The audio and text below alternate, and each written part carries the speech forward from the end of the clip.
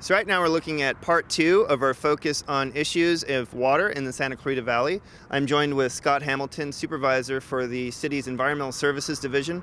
Scott, in part one, we looked at urban runoff and people, putting debris into the storm drains. You're kind of the guy that has to deal with that.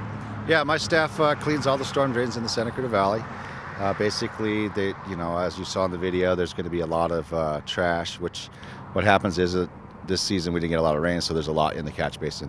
What'll happen in the other seasons when there's a lot of rain, it actually gets washed to the river.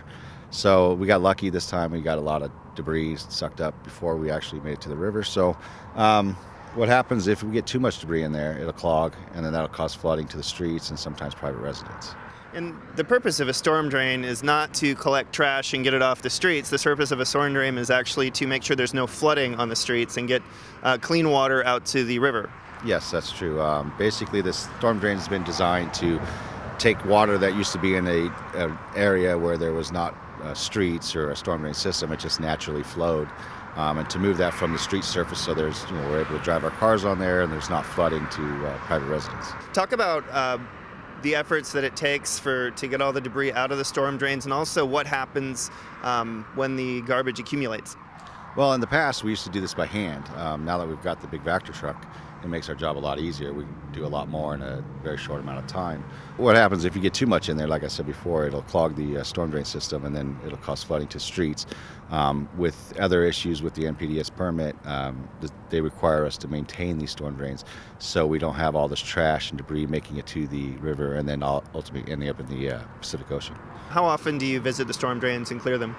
We clean them 4 times a year, usually right before the rainy season, usually after a storm event, and then twice during the season.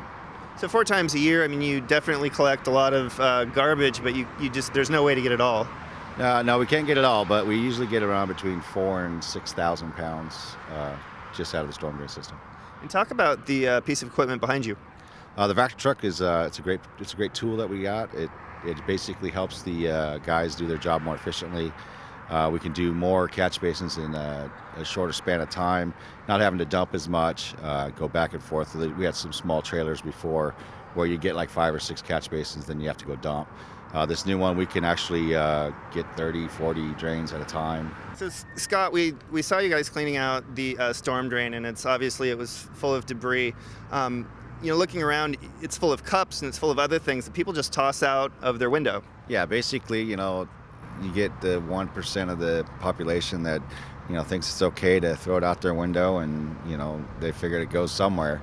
They just don't have the understanding that it actually goes down to the ocean. So when they're on the beach and they see all these things on the beach, they're wondering where it comes from. Well, it's come from themselves. They're the ones throwing it out the windows, throwing their cigarette butts and what have you, just because they just don't want to hold it in their car until the next time they stop. So yeah, it's an issue. Scott, I want to thank you for joining us.